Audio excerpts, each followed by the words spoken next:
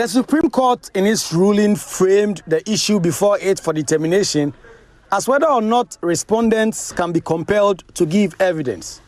The court held that witness statements do not constitute evidence until the witness enters the box and takes the oath to indicate reliance on it. This is against the background that Mr. Chachuchikata had argued that by filing a witness statement, the EC chairperson had elected to give testimony. Moreover, the Supreme Court in its unanimous ruling averred that the positions in affidavits in opposition to interrogatories cannot make respondents compellable. The EC in its affidavit in opposition to an earlier demand by the petitioner to serve interrogatories stated that those questions could be asked during cross-examination. The law is therefore settled that a party will not be compelled to enter the witness box and testify in support of his or her case. It is a risk parties who decline to give evidence take, knowing perfectly well that the court will be left with no option but to proceed with the available evidence before it. Counsel for the petitioner has strongly submitted to us that we should not apply the Society of Law's case to the peculiar facts of this petition because the first respondent, being a constitutional body with defined responsibilities, must be brought before this court to be cross-examined as a way of accounting to the people of this country for its stewardship. The Society of Law's case, like this petition, also deals with witnesses who have served witness statements and have decided not to give evidence to be cross-examined. We are mandated to state that our jurisdiction invoked in this election petition is a limited jurisdiction clearly circumscribed by law. We do not intend to extend our mandate beyond what the law requires of us in such petitions brought under Article 64, Clause 1, challenging the validity of the election of a president. Simply put, we are not convinced and will not yield to the invitation being extended to us by counsel for the petitioner to order the respondent to enter the witness box to be cross-examined. Accordingly, we hereby overrule the objection raised by counsel for the petitioner against the decision of the respondents declining to adduce evidence in this petition. According to the court, the petitioner's case should stand or fail based on the strength of his case and not the weakness of case of the respondents, if at all. So the Supreme Court is expected to sit again on the 18th of February 2021. This will be after all the parties involved in this election petition have filed their final written addresses. And these final written addresses is sort of the conclusion of the case for all the parties to present their thoughts to the court before the court sets a date to render judgment. But of course, the petitioner's lawyers, Mr. Chachuchikata and Tony Later, have served notice that they will be filing for a review of this case that the court just disposed of, and also that will be filing an application to subpoena the chairperson of the Electoral Commission to answer some questions. They have been at pain to explain that they are not trying to shift the burden of proof onto the Electoral Commission, but they are saying that as the constitutionally mandated body to organize the election and the chairperson being the returning officer of the election, it is important that she takes the box to answer certain questions. And so when they file these new applications, the court will deal with them before 17th, when they are all supposed to file their written addresses before the court sets a date for judgment. Meanwhile, Marietta Brew Apiapon, a spokesperson for the petitioner, expressed surprise at the court's ruling, describing the arguments of the respondents as wishy-washy. On Monday, you heard the superior compelling arguments by Mr. Chikata, and of course, you heard the wishy-washy, insipid arguments by the respondents. Nevertheless, the courts have ruled in favor of the respondents, saying that they do not agree with us, that even though this is the EC, a constitutional body, the same principles that are applicable to ordinary people should be applicable to the Electoral Commission, and therefore they were upholding their request not to mount the witness box. But Kojo Ponkroma, a spokesman for the respondents, say if the petitioner is seeking accountability, then he must use other means other than the court. The third point that the Supreme Court has made today, that it has heard all of these arguments about she holds a constitutional office, the EC is a constitutional creature, and therefore there must be accountability. You remember that even for us speaking to you last week, we said if you want accountability, let's all go to Parliament whether it's Public Accounts Committee or a parliamentary inquiry or something. But when you come and you apply to the court under some specific rules, you don't fail to meet that standard and then resort to that general argument. The court has said something about it, and I think we need to take note of it.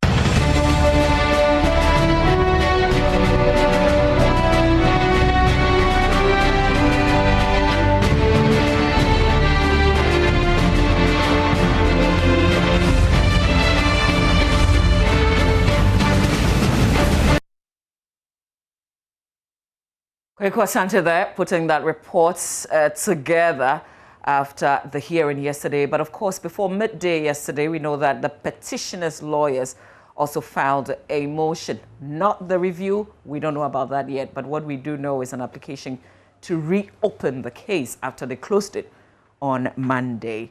Let's get some professionals to help us. Samson Ladiayenini is a lawyer. He's host of Newsfile, and they will be digesting most of the issues tomorrow, God willing, on Newsfile. Samson, good morning. Thank you so much for your time. Also joining us is Mr. Martin Pebble. He's also a lawyer. Thank you very much, Mr. Pebble, for joining us again today. You're welcome. Great. So I want to start from this motion that has been filed. But first of all, I want to ask the two of you, what kind of arguments do you make to get a court to reopen a case that you've closed? Okay, let me start with you, Mr. Pebble. Okay. Exactly. So generally, you are coming under the rubric of the interest of justice. It's a general rubric, and especially in this context, as there was prior indications, very strong indications, that Madam Jean Mensa was coming to testify. And so the petitioner did not have any basis to apply for a subpoena whilst he was conducting his case. You see, other times, it happens that at the time of the trial, a very critical witness was absent, maybe due to ill health, etc. But by the time the trial is coming to a close, that is to say, defendant is closed his case, this witness is recovered and is able to offer evidence and all those. So it's a very high standard. There are exceptional circumstances. It's not taken lightly. Well, Samson, seeing as this is a discretion exercise by the courts, how would you usually convince them, especially on a case that has been closed? In addition to what my senior Martin had just said, I can only add that the court will be interested in knowing the nature of the evidence that you intend to have brought in if your case is opened. So it will be a central part of the discussion or the argument, if you like, and for the consideration. So the court would like to know the nature of the evidence that you intend to, bring in or to be giving, and whether or not that is not something that has already been traversed. Is it a question that, and again, no new evidence is going to be introduced. So you will have, it's a hurdle. Once again, it's quite a hurdle. How do you explain something when the court says you have to win the case on your own strength and not the weakness of a respondent? And in this case, this is a respondent that you want to subpoena, if granted, to come and give testimony. When the court has already said that, is there any other... The court actually doesn't have to say that, because Martin or any other of my colleagues who may be joining you will say the same thing. That is the basis of putting your foot in the courtroom. If you put your foot in the courtroom, you are first sure of your case. And to be sure of your case is to say that you have what it takes to prove your case on your own without the support of anybody else. I agree that there may be some circumstance where, for example, in the course of the trial, you may even need to subpoena a witness who is critical to ensuring that the court is furnished with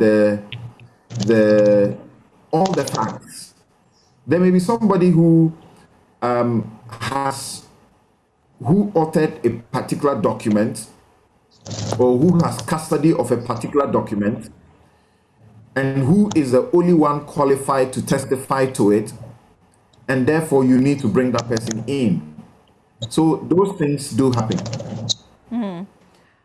Mr. Pebble, just on the back of this, the case has been made that her testimony is critical, and this is the EC chair. Her testimony is critical for the court in order to ensure compliance with the Constitution. But we know the court said yesterday that they had looked into the Constitution and they haven't come across anything that says the EC chairperson could be treated differently. How do you connect what the court has said and the constitutional argument being raised again in order for this case to be reopened? I think I lost you a little bit. Please, can you repeat? So I was just reading a portion contained in that application to get the court to reopen the case, where the petitioner says that Mrs. Jean Mensa's testimony is critical for the court in order to ensure compliance with the Constitution. But I'm also reminded of something the court said yesterday, which is to the effect that they looked into the Constitution and they didn't come across any line that said the EC chairperson could be treated separately, any differently from any other person, in the sense of compelling her to give witness. So I'm asking... Okay. Okay. Yes, the two are different. This is a different kettle of fish. That is to say, the subpoena is a different kettle of fish. The reason being that, you see, with the ruling that's just gone by, we're talking about compelling a party to give evidence, okay, a witness. So in this case, Madame Jean Mensa was going to come as a witness for the EC. So once the EC, and remember, the EC is the party to the case. Madame Jean Mensa is not a party to the case. Let's get that very clear. That is the basis on which I'm going to explain the difference. Okay. EC is a part case. Madame Jean Mensa is not. So with the witness statement, she was coming to help the EC answer. The EC as an institution, which is a party, has decided that, please, madam, don't come. Okay? Yes. So, and by way of a lighter note, some people refer to Madame Jean Mensa as JM the female. I think that sounds very nice. It's humorous, isn't it? We have John Mahama and then JM the female. Yes. So the EC is saying JM the female should not come anymore. They don't need her to step into the box. And that's why, and she's agreed, so she cannot be compelled. But in this particular case, it is a petitioner who has assessed his case and thinks that he needs JM the female to come and testify to help build his case up. So he can apply. And as Samson has demonstrated, he would demonstrate to the court why the evidence of JM the female is very crucial, would help him to build his case. And if the court finds merit in that submission, the court would grant. If the court doesn't find merit, then we know where that will be headed. So the two are different, so that a subpoena serves a different purpose from the principle that a witness cannot be compelled to testify. But this is the two principles will meet somewhere down the line. So let's say when the witness comes, let's not assuming it's granted. I mean, so like hypothetically, we are not talking about this Supreme Court case. When the witness comes into the box, the witness can only help as much as he or she knows. So if some questions are asked and the witness has no answer, the witness would not be able to answer. But where the witness seeks to evade the questions or deliberately refuses to answer, then that's where the law of contempt of court will be coming in. Okay. But in law, the two are totally different. Okay, so let's build something on the hypothetical scenario that Mr. Pebu painted. Would the witness statement of this witness be needed in this circumstance?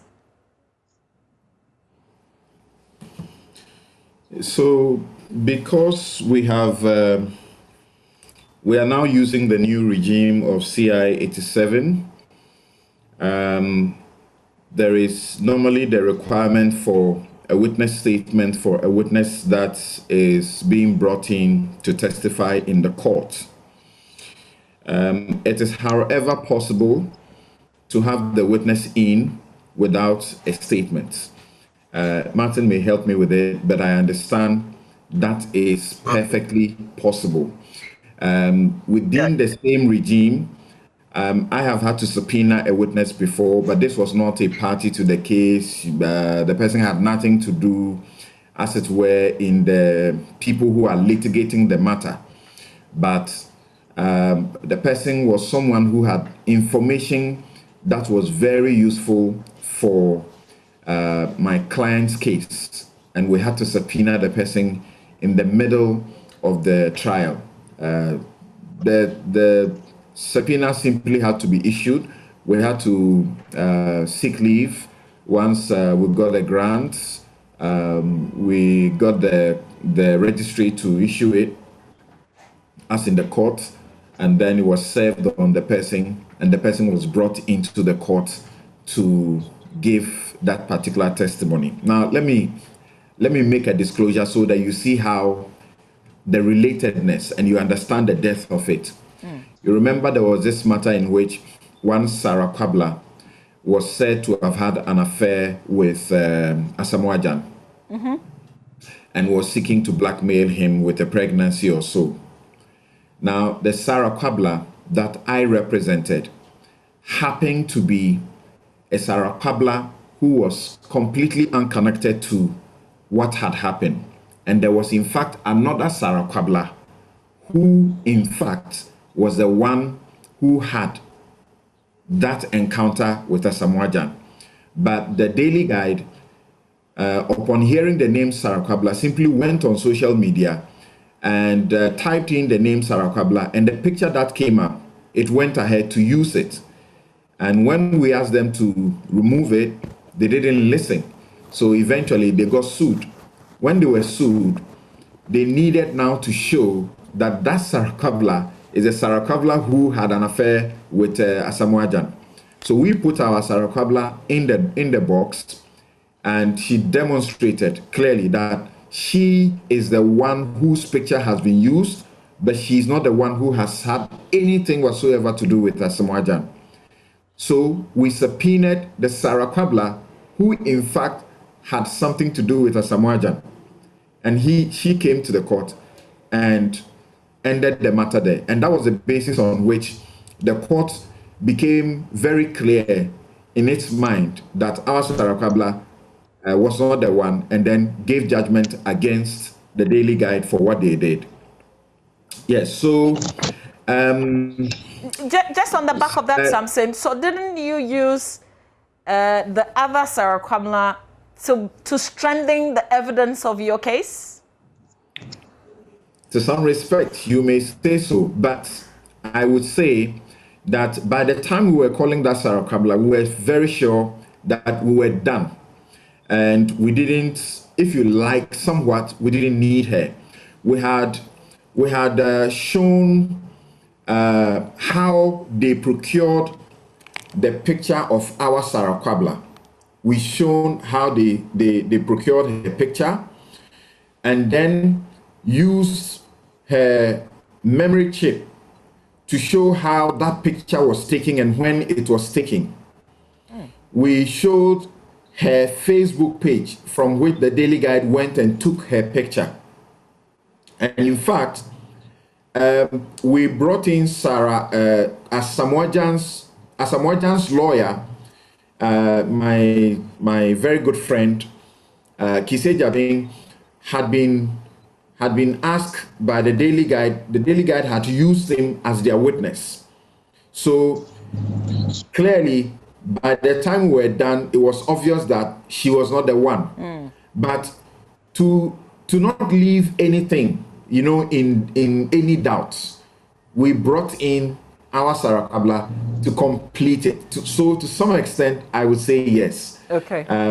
Yeah. So you are right in the manner you suggested it. But by the time we put our case in court and put our evidence in court, we knew that without her, we were still on firm grounds. But with her, we left no stone unturned. Mr. Pebu, anything to add to the witness statement issue? Oh, not really. No, not really. I think with this, you remember, the main thing is that we are totally constrained. We are not able to go into the affidavit. We can't, because the matter is before the court. So in terms of the general discussion, this is sufficient. Okay. So my other question, we cannot really delve into that. Right. So is that the reopening of the case is clearly connected to the subpoena? How is it done? I think I started that conversation with something yesterday. We didn't quite finish. Mr. Pebu, let me start with you. Is that granted by the court? Under what kind of circumstances?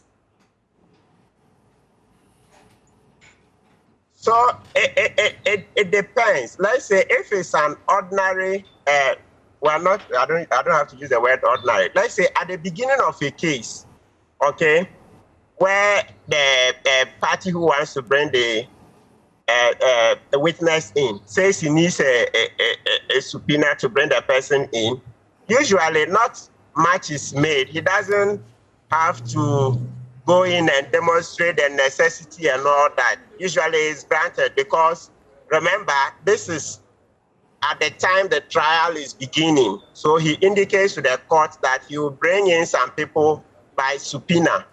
Nobody goes into the basis, oh, how will this help you and all that. No, because that's at the beginning. So that party has the latitude.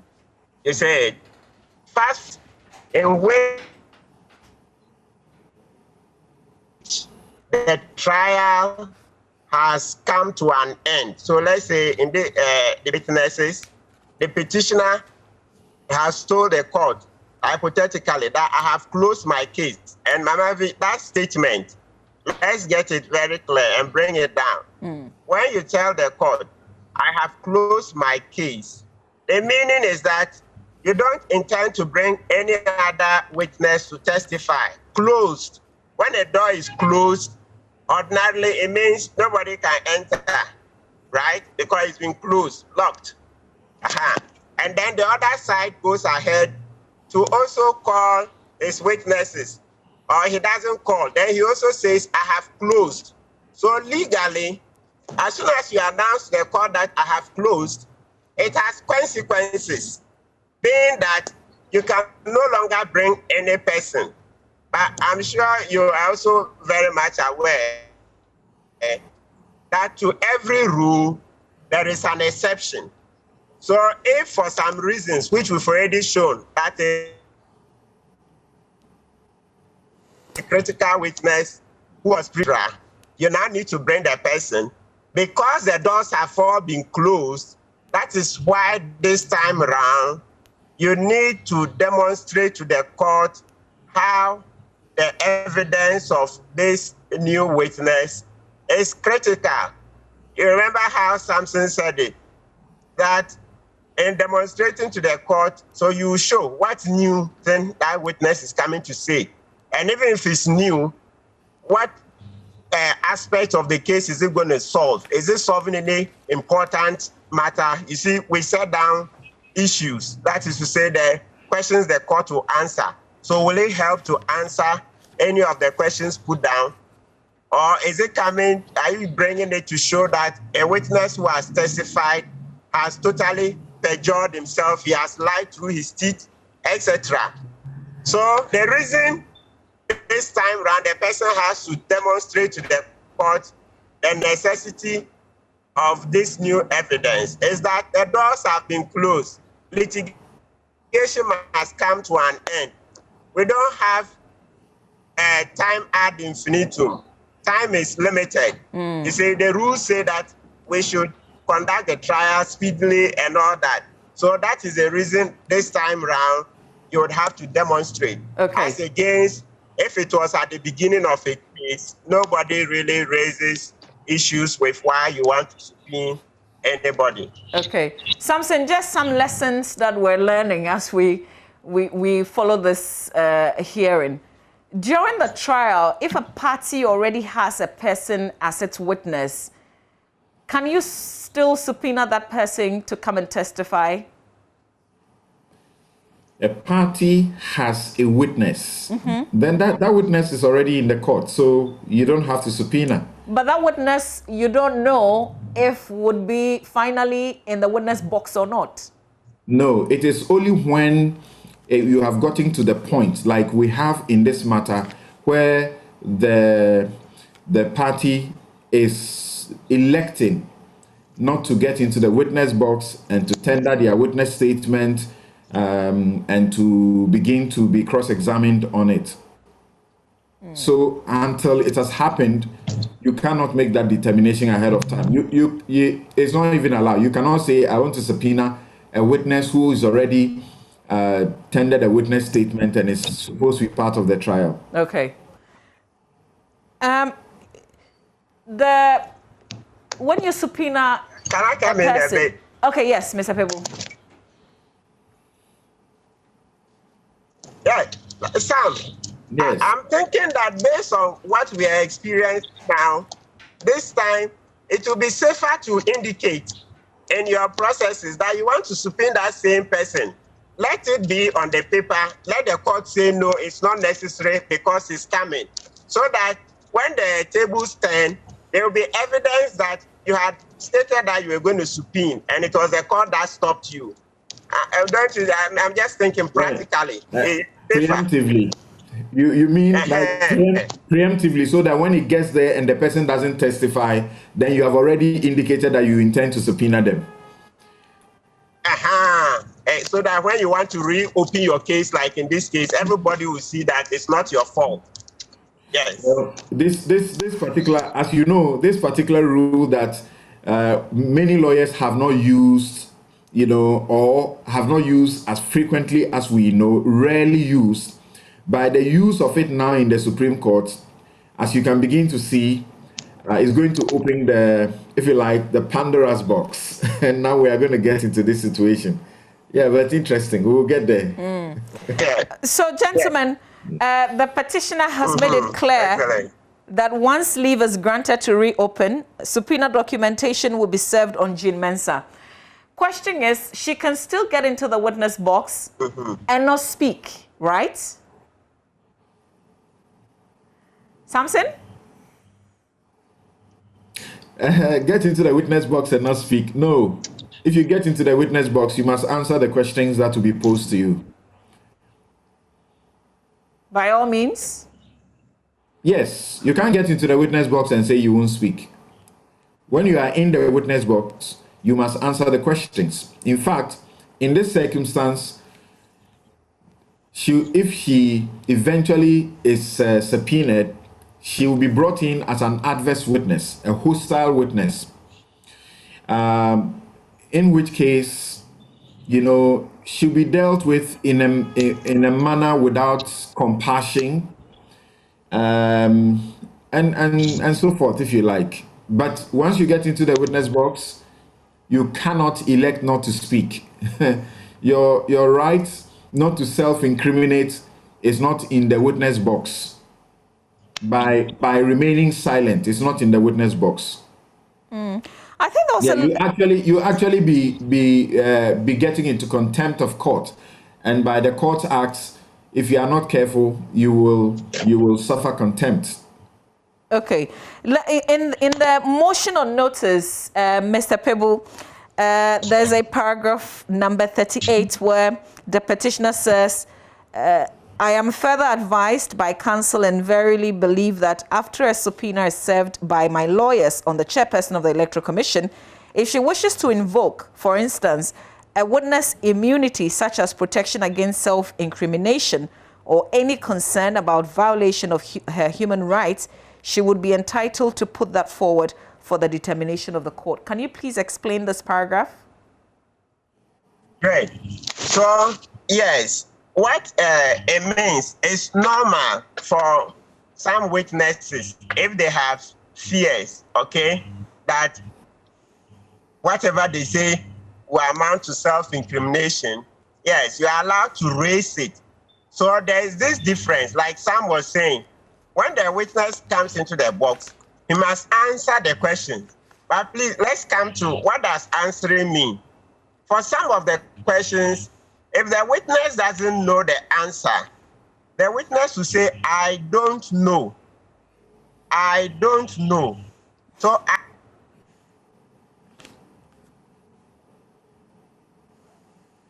Okay, we seem to have lost Mr. Pebu there.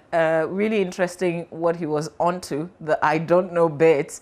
But something is still with me. Something, would you want to continue from where he left? Yes, you see, it's a different thing because sometimes there's really no point saying, I don't want to get in there. Because when you get in there, nobody's going to force your answer. You determine what answer you give. I think that's the point Martin was trying to draw our attention to. That you may struggle, haggle, and say, I want you by all means in the witness box. Yes, you get me there, but you can't determine my answers.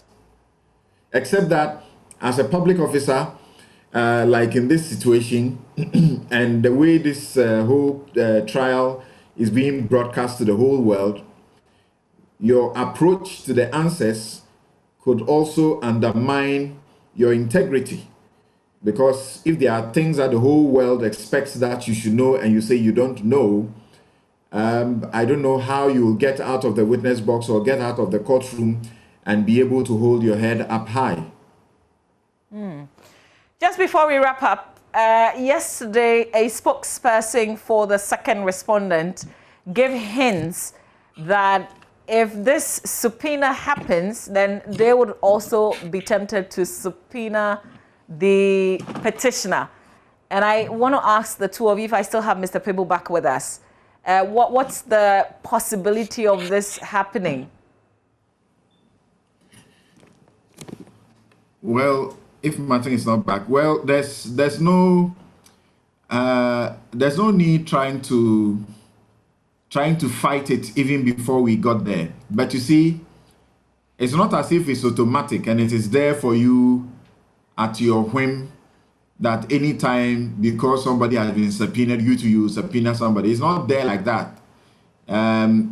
Well, in any case, we know by now that once you have closed your case, you two will need leave of the court to be able to open your case. And that is the first hurdle that you must cross. And if you don't cross that, then of course, you know that you will not have the opportunity of subpoenaing somebody to get in. But if you hear, a lot of it is the political talk, political commentary, as if the courtroom is a place where we can use for political point scoring and use the courtroom as a place to threaten or to scare people. So if you listen, basically all they are saying is trying to do that by way of threat. That, well, if you like, try it.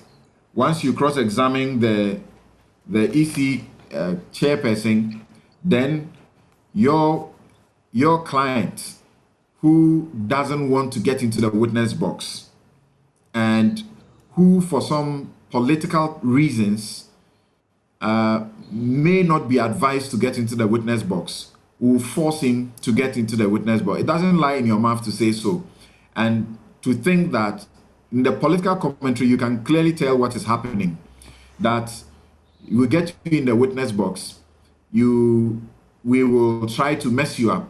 We'll ask you questions that will seek to embarrass you and take something away from you. The courtroom is not a place where we elect to say we can do anything like that. So until we get there, let's see how it goes. Okay. Mr. Pebu, are you back?